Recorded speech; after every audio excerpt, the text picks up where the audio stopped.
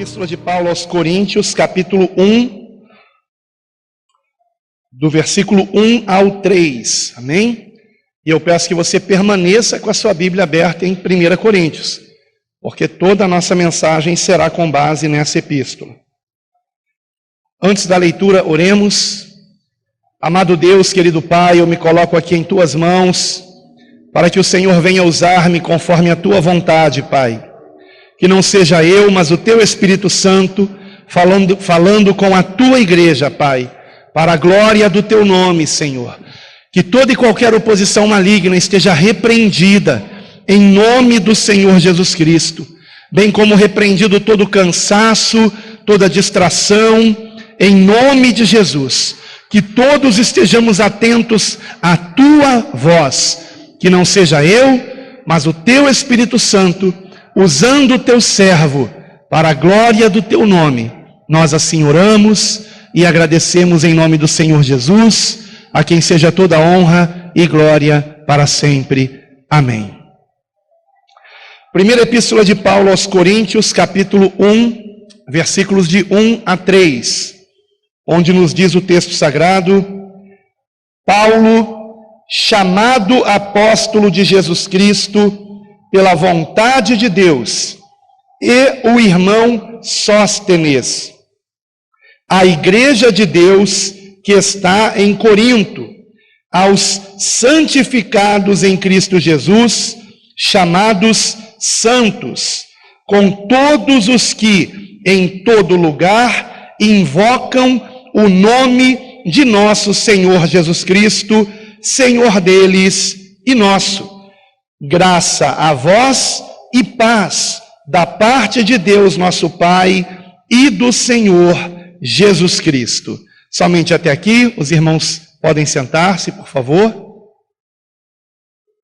Queridos irmãos, como disse o nosso amado pastor Geraldo agora há pouco na aula, muitas vezes pregações que eu trago, me vem ao coração o tema da mensagem quando eu estou numa reunião no lar de alguém, onde estamos meditando na palavra, que são as reuniões que no nosso ministério nós chamamos de encontros nos lares, onde não há uma pessoa pregando, mas todos participam, comentando a respeito do que entenderam em algum capítulo, geralmente de uma epístola, ou também do livro de Atos, ou de um evangelho, mas sempre no Novo Testamento. E não foi diferente dessa vez.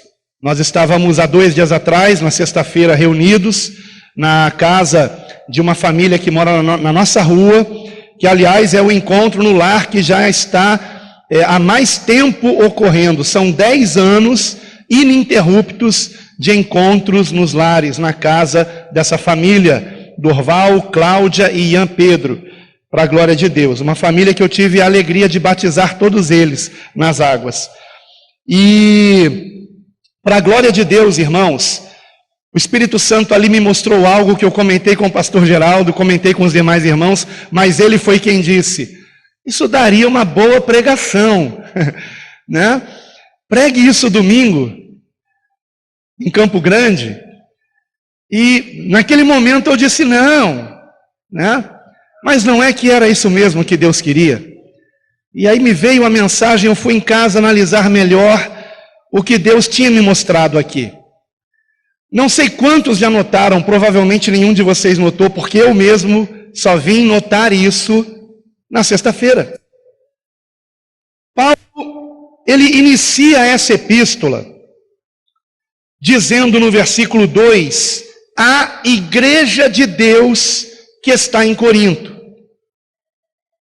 A igreja de Deus que está em Corinto. Talvez você se pergunte, e o que isso tem de mais? O que tem de mais é que apenas para a igreja de Corinto, Paulo se dirigiu dessa forma.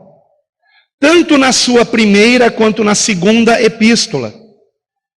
Em nenhuma outra epístola de Paulo para alguma igreja, ele se dirigiu dessa forma.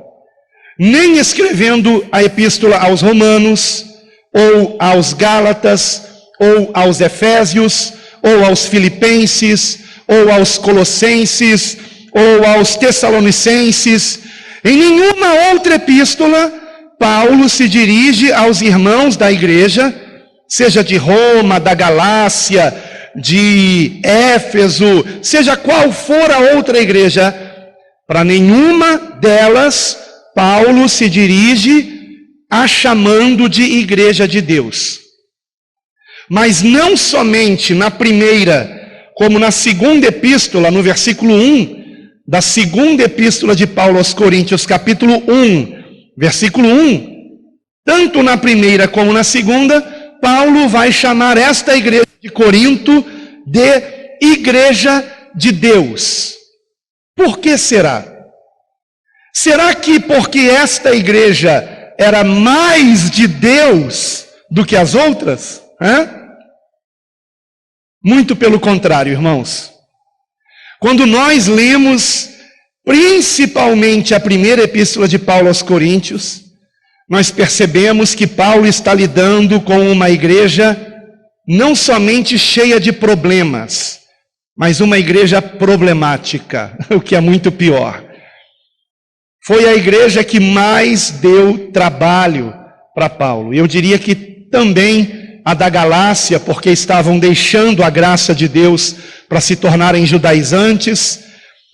Mas essa igreja aqui, ela tinha algo de muito grave e que gera muitos outros problemas quando há este problema principal, que era o problema deles se acharem melhores que os outros, acharem que tinham mais dons que as demais igrejas. Tanto é que, de modo irônico, na minha opinião minha, e aliás Paulo era muito irônico, com todo respeito, mas ele era muito irônico sim, como também o nosso Senhor Jesus Cristo muitas vezes.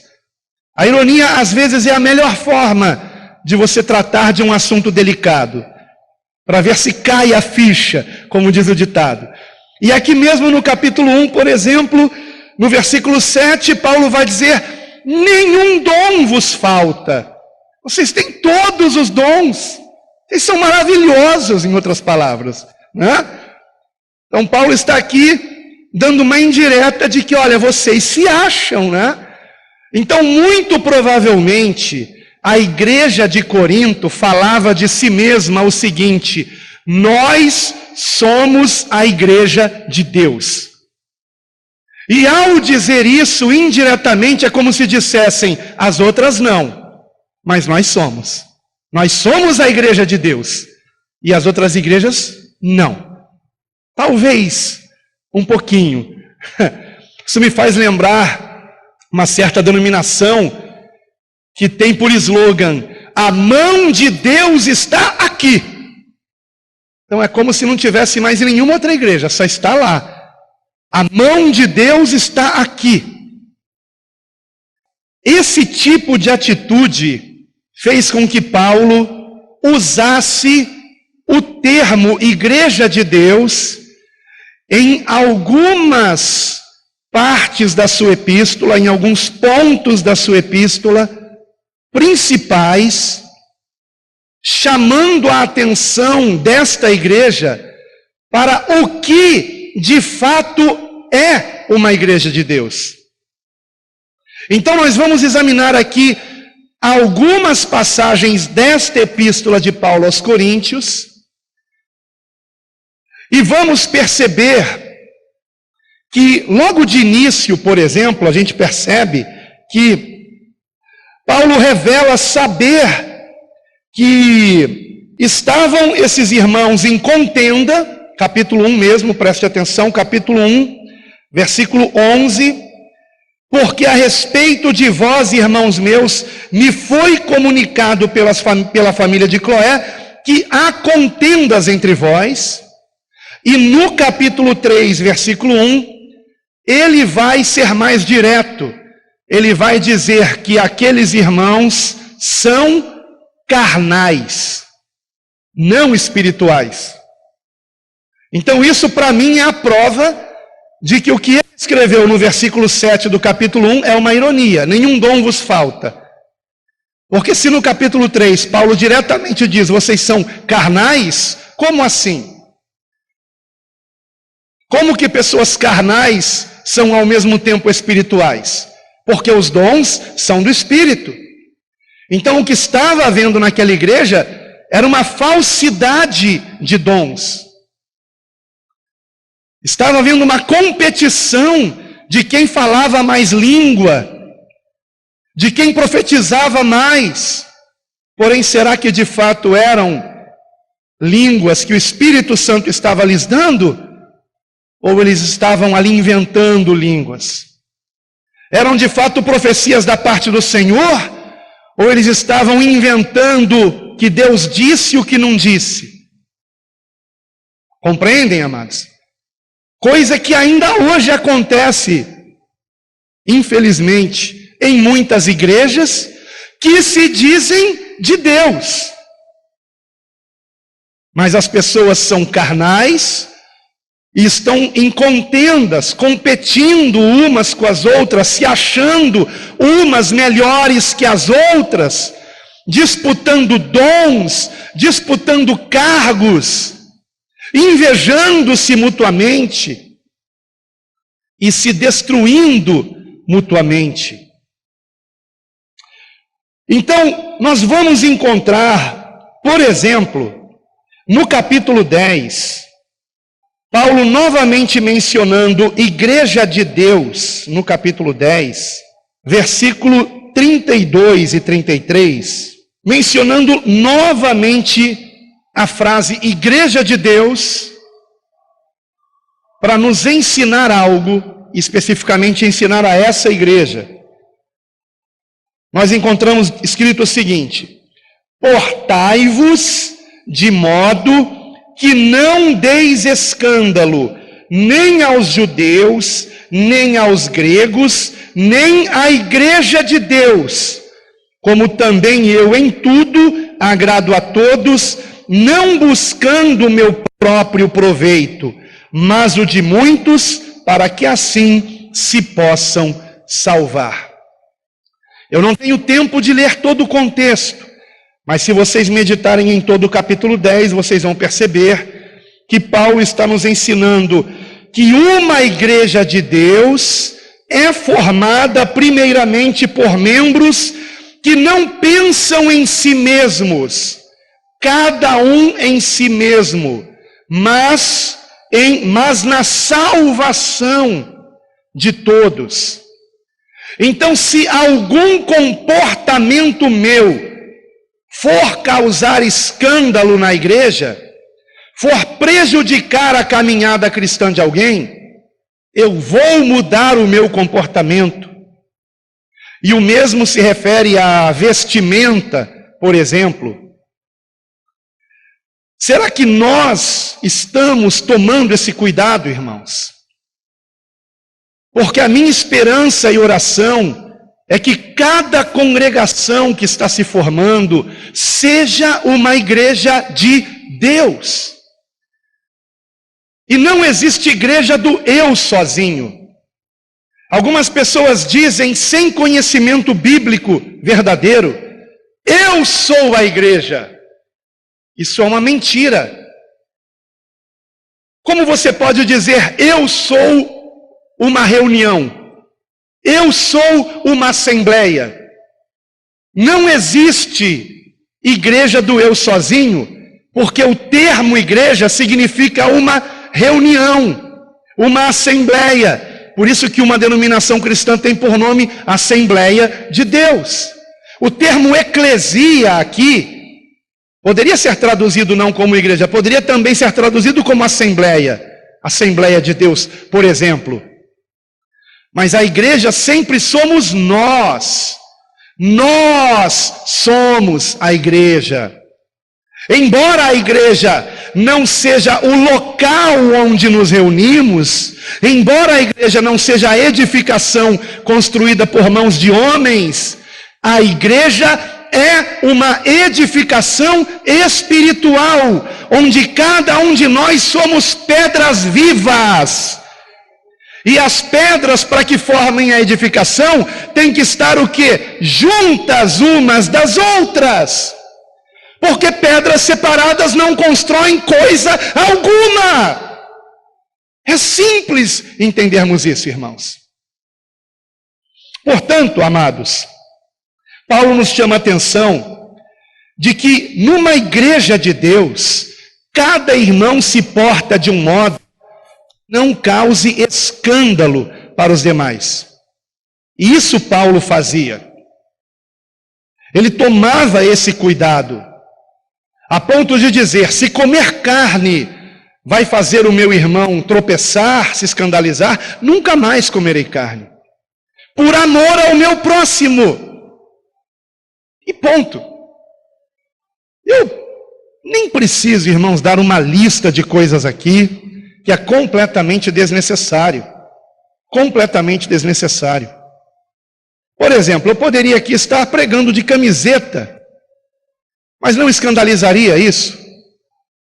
Pastor pregando de camiseta. Convém, irmãos. Eu iria para o inferno se pregasse de camiseta? Não. Mas isso poderia significar que eu já estava perdido. Estão entendendo? Por não ter amor ao próximo. E aí, nesse sentido, sim, eu iria para o inferno, não por causa da camiseta, mas por causa de eu não ter amor à igreja do Senhor. Então esse é o ponto. Tudo é lícito, mas nem tudo convém.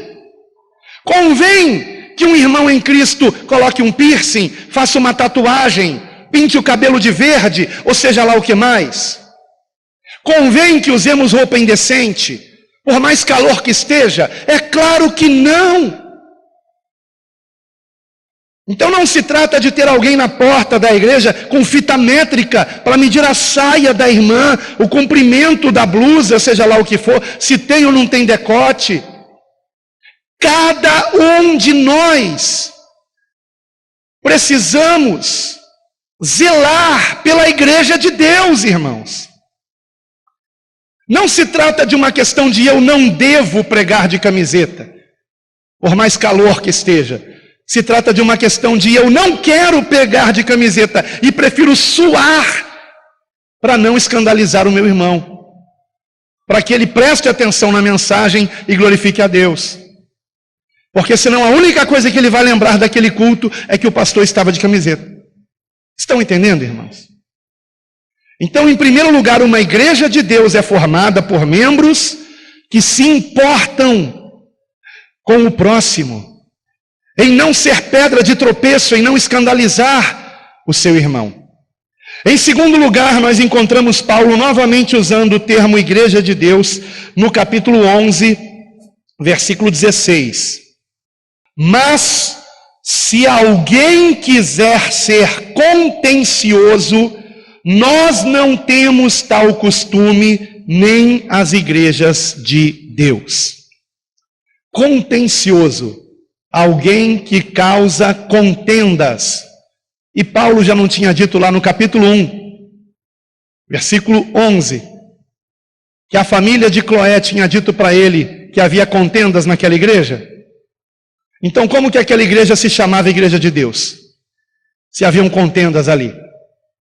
Então vejam como Paulo está dando indiretas aqui, mas para tratar de um assunto delicado de uma forma em que ele busca que esses irmãos se corrijam e se tornem a igreja que Deus espera que eles sejam, amados.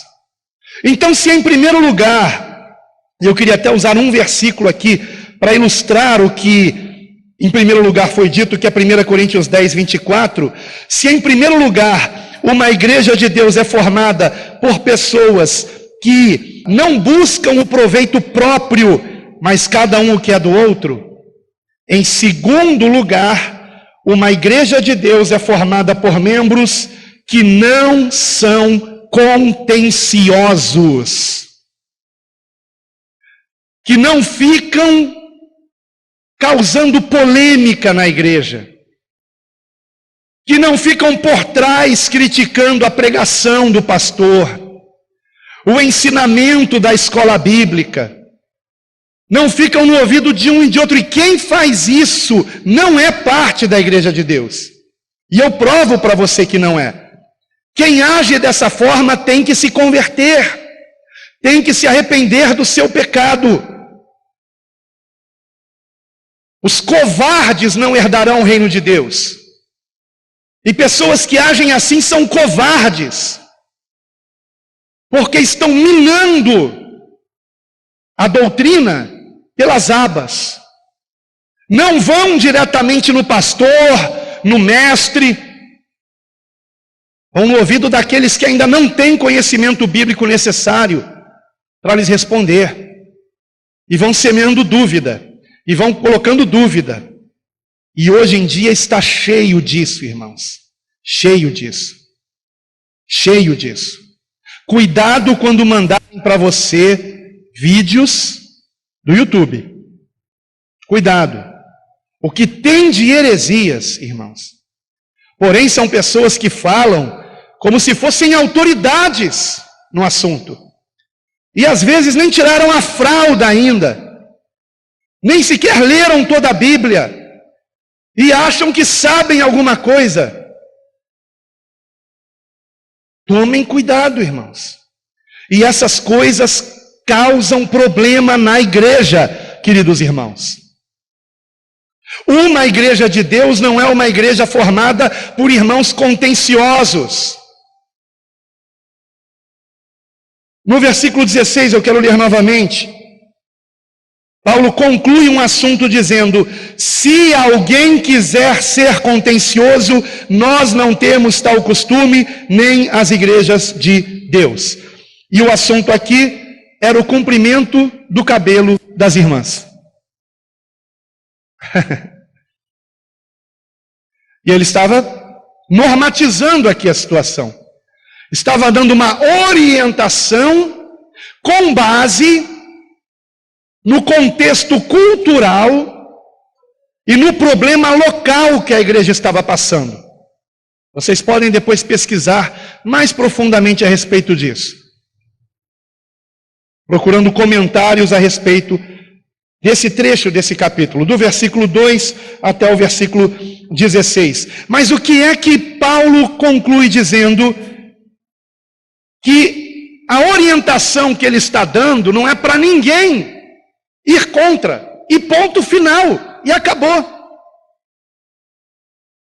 Se há uma doutrina em uma igreja que você faz parte, ou você, se não concorda com a doutrina, conversa com o pastor para ele te mostrar porquê daquela doutrina, ou então você gentilmente, educadamente, sabiamente, você sai dessa igreja sem causar contenda. Por amor a Cristo, irmãos. Por amor a Cristo, irmãos. Eu não concordo que o pastor disse que a gente não pode se vestir de um modo indecente. Eu acho que não tem nada a ver isso aí. Eu me visto do jeito que eu quero. Então procure outra igreja, porque aqui há ordem e decência. E se você insistir na indecência, o pastor Sebastião terá que excluir você daqui. E ponto. Porque um pouco de fermento leveda toda a massa.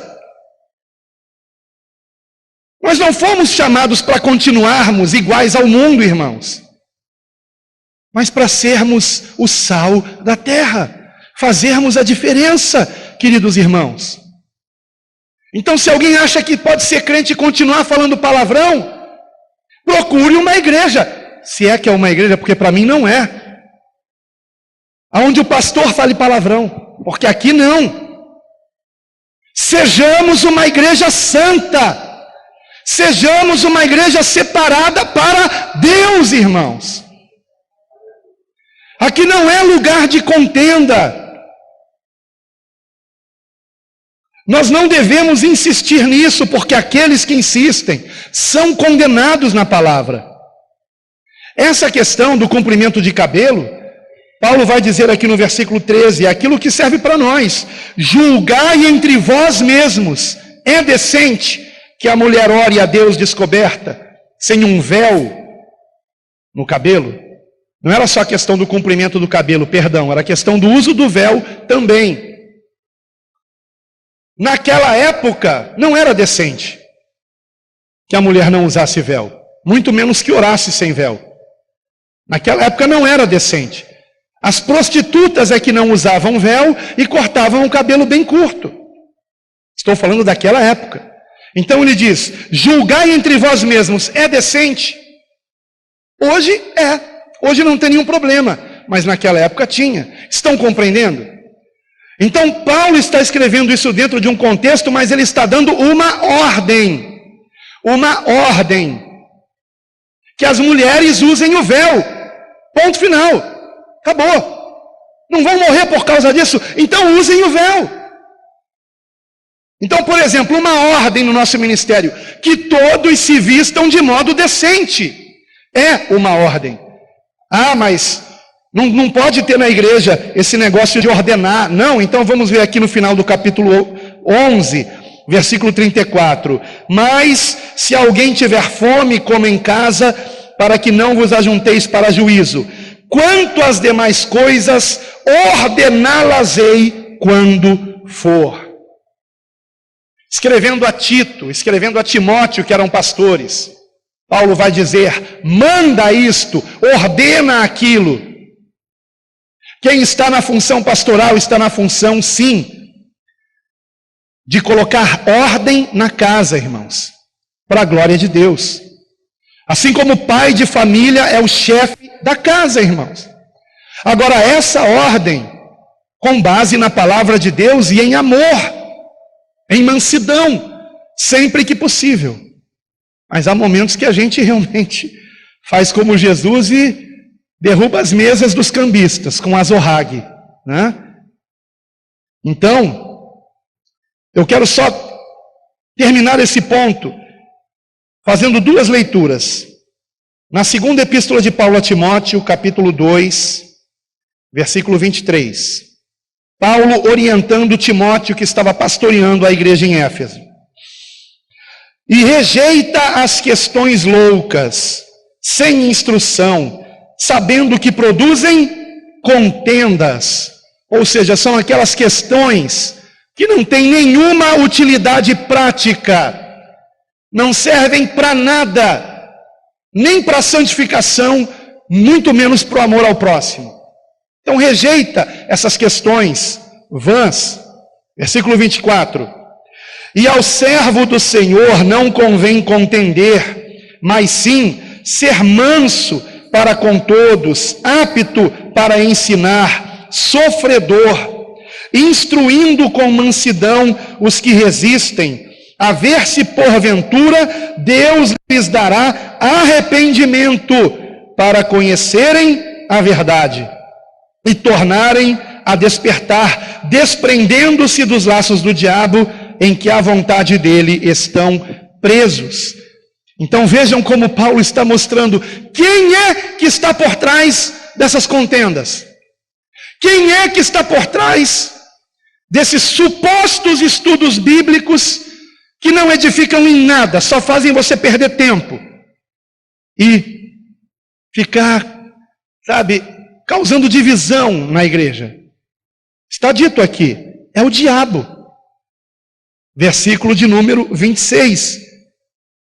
Desprendendo-se dos laços do diabo. Então temos que orar por pessoas assim, que prejudicam a igreja, irmãos. Prejudicam, sim. Agora vamos ver o que ele escreveu para outro pastor, Tito, capítulo 3. Tito, capítulo 3, versículo 8.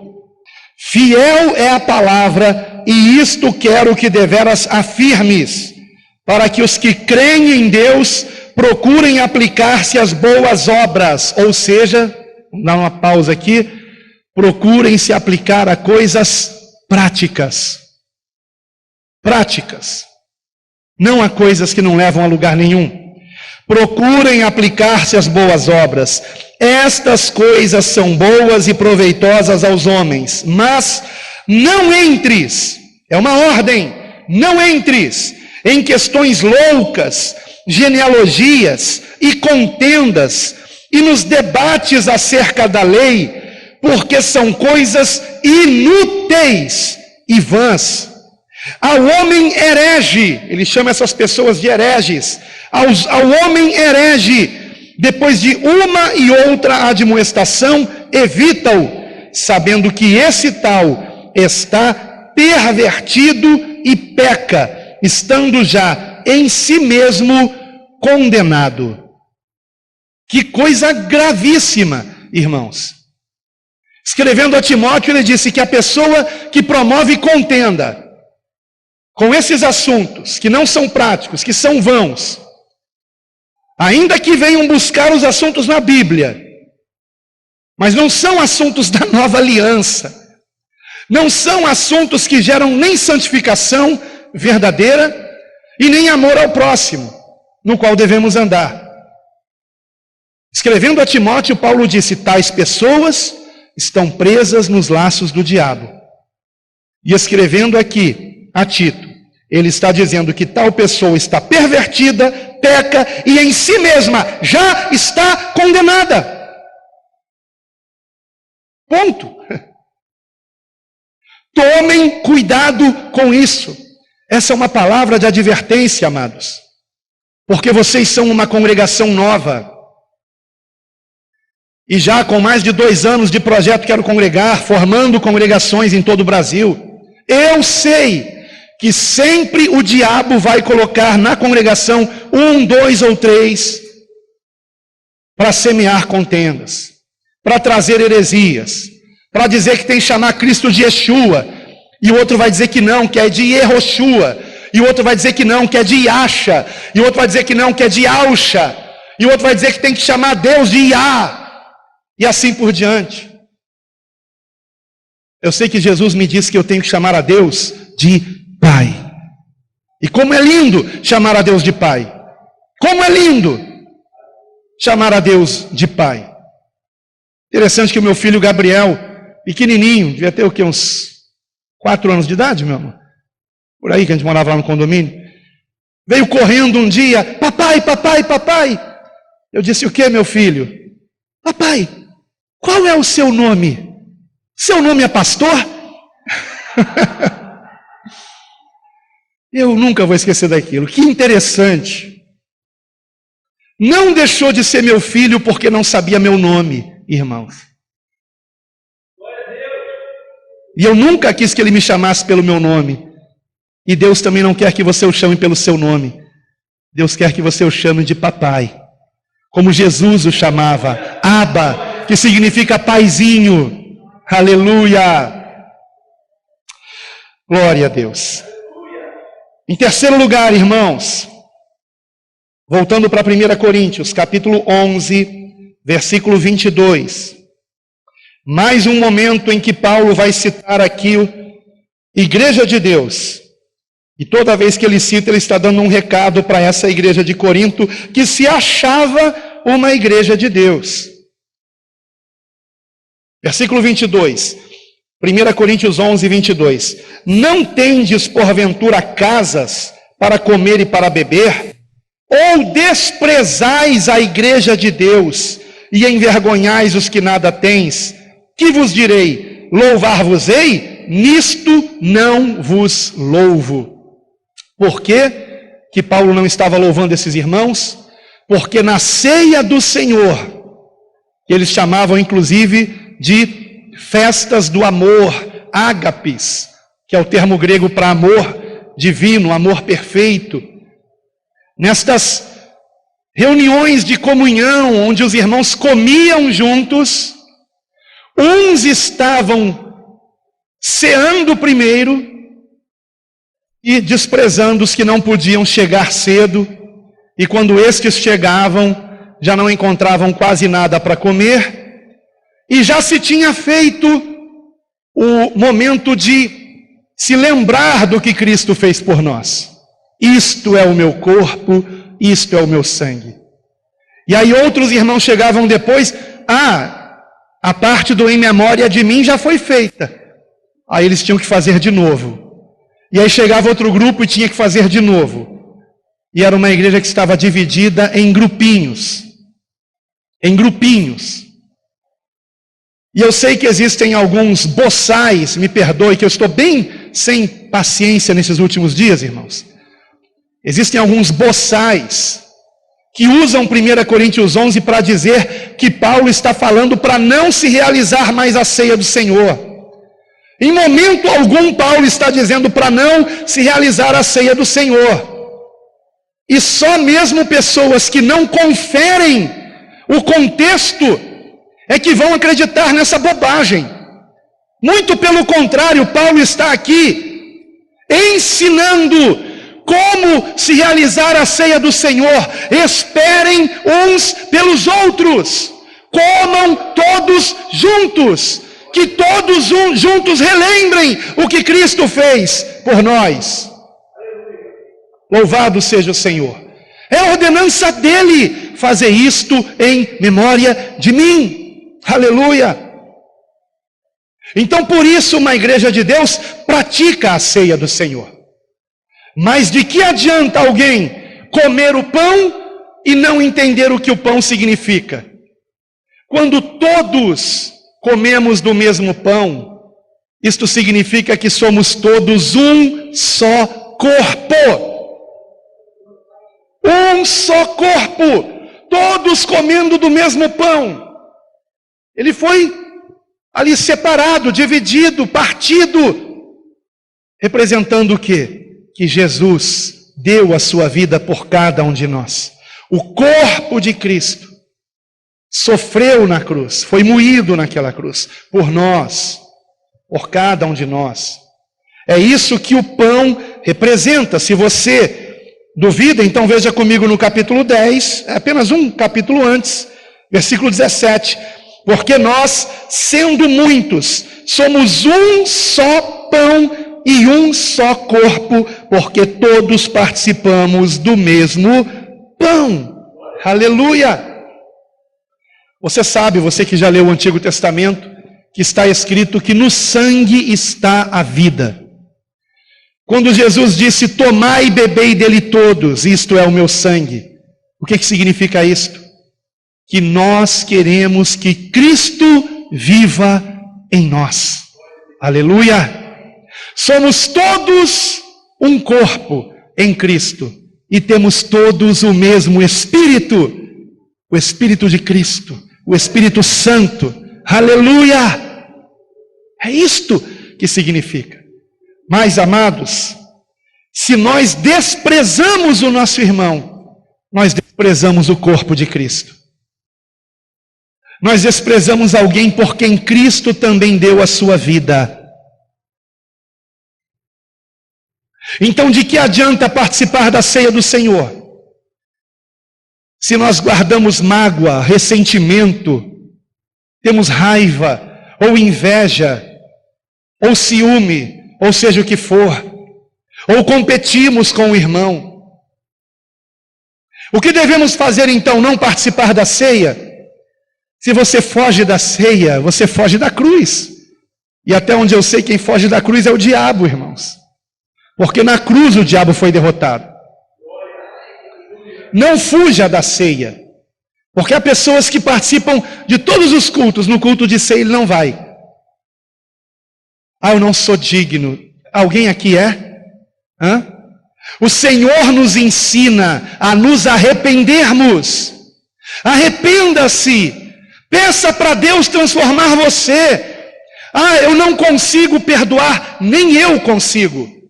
Nem eu consigo. Por isso que há um ditado muito certo que diz, errar é humano, vingar-se é diabólico, mas perdoar é divino. Só com a ajuda de Deus. Então dobra o teu joelho e clame, Senhor, me ajude a perdoar. E Ele vai te ajudar. Ele vai limpar o teu coração. Peça a Deus, Senhor, me ajude a amar aqueles que me perseguem. E Ele vai fazer isso no seu coração. Aliás, eu tenho que fazer essa oração também. Irmãos, vejam que nessa epístola, nós encontramos, na epístola de Paulo aos Coríntios, na primeira, um dos capítulos mais lindos de toda a Bíblia. Preciso dizer 1 Coríntios 13, que na minha opinião é o capítulo mais lindo da Bíblia. No seu ensinamento, não estou com isso desmerecendo outros capítulos, pelo amor de Deus, me entenda. Mas ao mesmo tempo que é lindo o capítulo onde Paulo vai nos mostrar o que é o amor, ao mesmo tempo é também assustador, irmãos, que Paulo precise ensinar a uma igreja o que é o amor. É uma igreja que não amava, uma igreja que não vivia o amor. Percebem como isso é grave, amados? Vamos rapidamente para 1 Coríntios 13. 1 Coríntios 13. Ainda que eu falasse as línguas dos homens e dos anjos, ou seja, tivesse esses dons, e aliás, essa é uma outra discussão vã, é língua de homem ou é língua de anjo? Tanto faz. E daí? O que vai mudar isso aí? Aí ficam debatendo na internet, não é língua de homem, é francês, é alemão, é italiano. O que Paulo vai dizer é que se não tiver intérprete na igreja, que não entenda aquela língua, que cada um fale consigo mesmo e com Deus. Ou seja, o dom de línguas não é para espetáculo, e também não deve ser proibido, mas ele deve ser também praticado de um modo que não traga problemas para ele. Então ele prossegue dizendo: ainda que eu falasse as línguas dos homens e dos anjos e não tivesse amor, seria como metal que soa ou como sino que tine. E o que Paulo está dizendo aqui? Que se as pessoas não têm amor, elas são uma melodia de uma nota só. Eu não sei quanto a você, mas repetições para mim são altamente irritantes. Irritantes, eu não consigo ficar ouvindo isso. E há pessoas que são assim irritantes porque não têm amor, não têm melodia. Triste isso aí, são como sinos. Versículo 2 em diante. E ainda que tivesse o dom de profecia e conhecesse todos os mistérios e todo o conhecimento, o mesmo Paulo vai dizer, aqui mesmo, capítulo 8, ele vai dizer: o conhecimento incha, mas o amor edifica. Prosseguindo. E ainda que tivesse toda a fé, de maneira tal que transportasse os montes, e não tivesse amor, nada seria. E ainda que distribuísse toda a minha fortuna para sustento dos pobres, e ainda que entregasse o meu corpo para ser queimado, e não tivesse amor, nada disso me aproveitaria. Então ele vai ter que ensinar o que é o amor. O amor é sofredor, é benigno, o amor não é invejoso, o amor não trata com leviandade, não se ensoberbece, não se porta com indecência, não busca os seus interesses, não se irrita, não suspeita mal, não folga com a injustiça, mas folga com a verdade. Tudo sofre, tudo crê, tudo espera, tudo suporta. O amor jamais acaba. Em outras versões, o amor nunca falha. Louvado seja Deus. Glória a Deus. Será que nós temos sido uma igreja de Deus? Porque uma igreja de Deus é uma igreja com essa característica de amor. Como é profunda a palavra de Deus, amigos. Como é profunda a palavra de Deus. E finalmente, veja comigo agora o capítulo 15, versículo 9. 1 Coríntios 15, versículo 9. É a última vez em que nessa epístola Paulo menciona a igreja de Deus. Interessante é que na segunda epístola aos Coríntios ele só vai mencionar lá mesmo na introdução. Em toda a epístola, na segunda aos Coríntios, ele não vai mais repetir igreja de Deus. Sabe por quê? Porque não era mais necessário. Aqueles irmãos se consertaram. Tanto é que a primeira epístola de Paulo aos Coríntios é uma epístola onde Paulo não lhes pôde falar como a espirituais, mas como a carnais. Como ele mesmo diz no capítulo 3. Mas na segunda, nós encontramos muitos ensinamentos espirituais. Muitos, irmãos. Muitos. Mas aqui, nós encontramos pelo menos 5 vezes Paulo falando igreja de Deus, para mostrar o que é ser uma igreja de Deus. Então, recapitulando, uma igreja de Deus é uma igreja onde cada irmão vai procurar não ser pedra de tropeço, não causar escândalo ao outro irmão. Uma igreja de Deus é uma igreja onde os membros não são contenciosos, não são polêmicos, não ficam buscando discutir assuntos vãos, inúteis, mas procuram se aplicar às boas obras. Em terceiro lugar, como acabamos de ver, uma igreja de Deus é uma igreja que não despreza o seu irmão, mas ama o seu irmão. Faz questão da sua presença. Se ele não participou do culto, não é só o pastor que vai entrar em contato com aquele irmão, você também vai, porque você se importa com ele. Você está bem? A sua falta fez falta. Aleluia! Se todos nós fizéssemos isso, ninguém faltaria nenhuma reunião, porque ninguém ia querer que no dia seguinte 10, 15, 20 pessoas ligassem para ele. Mas que frieza hoje em dia. Ninguém mais se importa com ninguém. Ou melhor, ninguém que não tem Cristo. Porque quem tem Cristo se importa com seu irmão. Aleluia. Isso é ser uma igreja de Deus. E finalmente, no capítulo 15, versículo 9, Paulo diz: porque eu sou o menor dos apóstolos,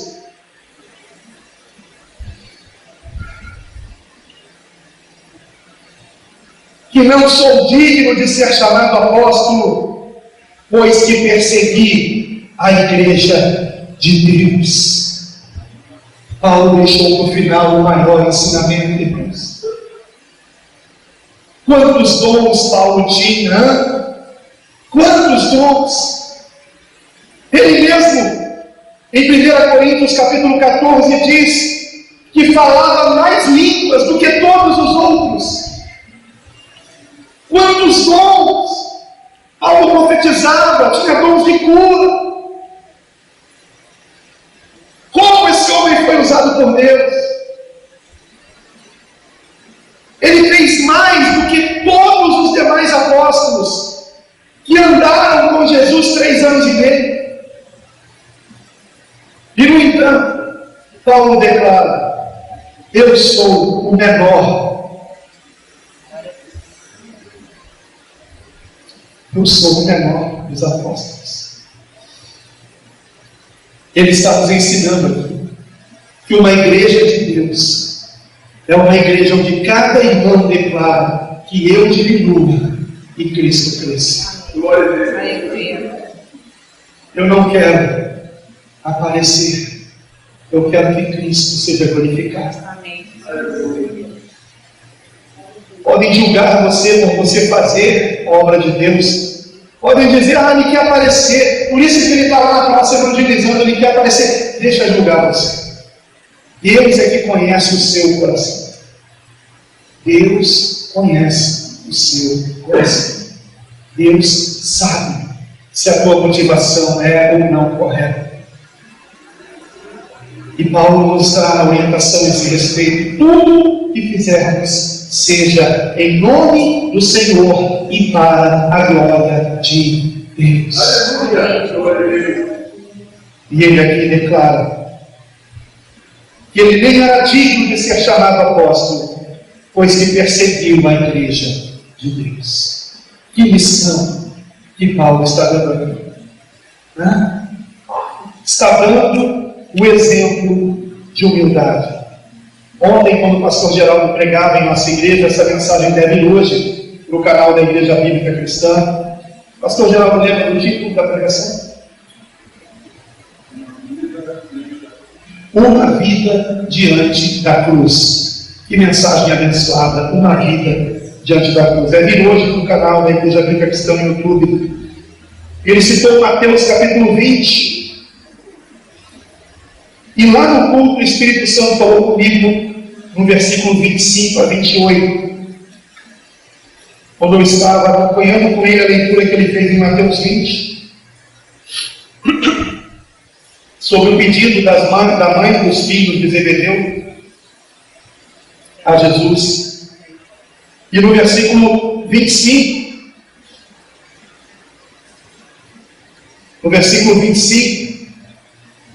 eu disse mãe dos filhos de Zebedeu porque eles eram tratados de filhos de Zebedeu, né? Mas a mãe, né, de Tiago e João.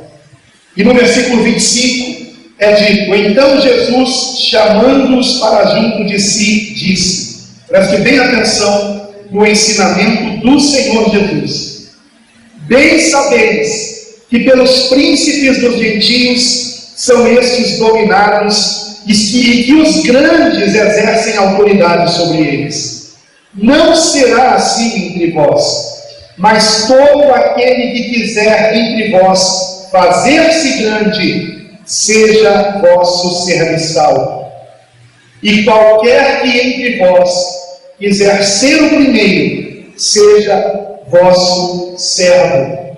Bem como, e aí Jesus vai dar o exemplo, bem como o Filho do Homem não veio para ser servido, mas para servir e para dar a sua vida em resgate de muitos. Aleluia!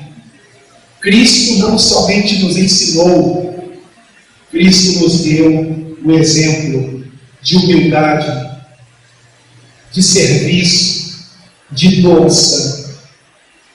Muitos conhecem de cor João 3,16, mas poucos decoraram primeira epístola de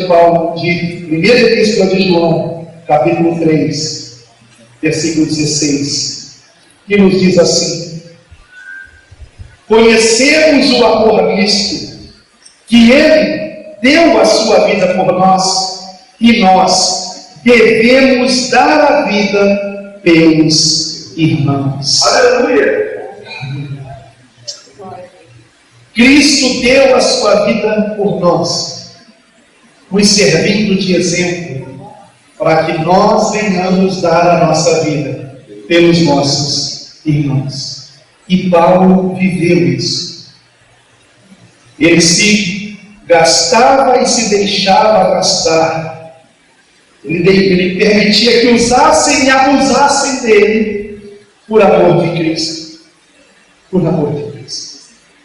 Isso é ser uma igreja de Deus. E eu concluo, irmãos, voltando para o texto inicial. 1 Coríntios 1, versículos de 1 a 3. Por quê? Porque em 1 Coríntios 1, no versículo 1, no modo como Paulo vem saudar essa igreja, e que é a primeira vez em que nessa epístola Paulo dirá igreja de Deus, Paulo nos revela no versículo 2 o que é ser uma igreja de Deus, qual é o segredo para sermos uma igreja de Deus. A igreja de Deus que está em Corinto, aos santificados em Cristo Jesus. Eu concluo essa mensagem com isto porque uma pregação, ela nunca é completa se o pregador, depois de exortar, não ensinar como colocar aquilo em prática. Como que eu vou ser uma pessoa assim? Como que eu vou deixar de ser egoísta e passar a pensar em todo o corpo de Cristo e não causar escândalo, fazendo que eu bem entenda? Como que eu vou deixar de ser contencioso? Eu gosto de um debate, de uma polêmica. Como que eu vou deixar de ser assim?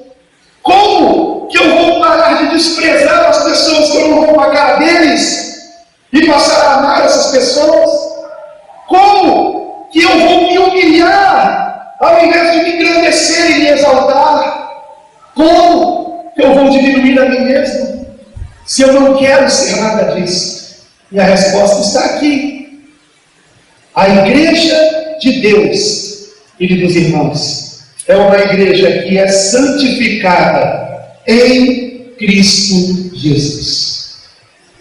Não é pelo meu esforço, não é pelo teu esforço, mas é por nos rendermos a Cristo, reconhecendo: Senhor, eu preciso mudar. Transforma-me. E para que Ele te transforme e me transforme, precisamos confessar nossos pecados. Qual destas é a tua fraqueza? Qual destas é a minha fraqueza? Do que eu tenho que me arrepender? O que eu tenho que confessar ao Senhor? Você precisa nomear os teus pecados. Você precisa dizer para Deus no que você está pecando. Porque quando nós falamos aquilo que estamos fazendo de errado, nós temos que nos humilhar para fazer isso. Percebem? Por que a palavra diz que temos que confessar nossos pecados? Porque quando nós o fazemos, nós sentimos vergonha de nós mesmos. E não vamos mais querer passar por aquilo, de ter que novamente pedir perdão pela mesma coisa. Então não se trata apenas de dizer: Senhor, me perdoa os meus pecados. Se trata de dizer: Senhor, me perdoa, porque eu confesso que eu tenho sido egoísta, que eu só tenho pensado em mim mesmo. Eu confesso que eu gosto de uma polêmica, eu gosto de debater e vencer, e ter a última palavra, e mostrar como eu conheço a palavra de Deus. Ai, que vontade de envergonhar o pastor. Confesse o seu pecado. Confesse. O que você tem que confessar ao Senhor? Você despreza alguém? Há alguém que você não sorri para ele?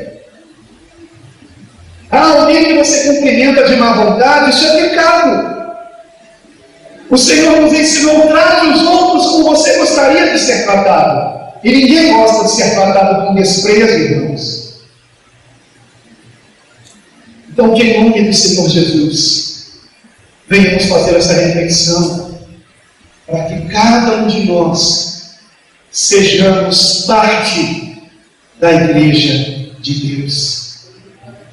E não parte do problema, mas da solução, que é Cristo em nós, a esperança da glória.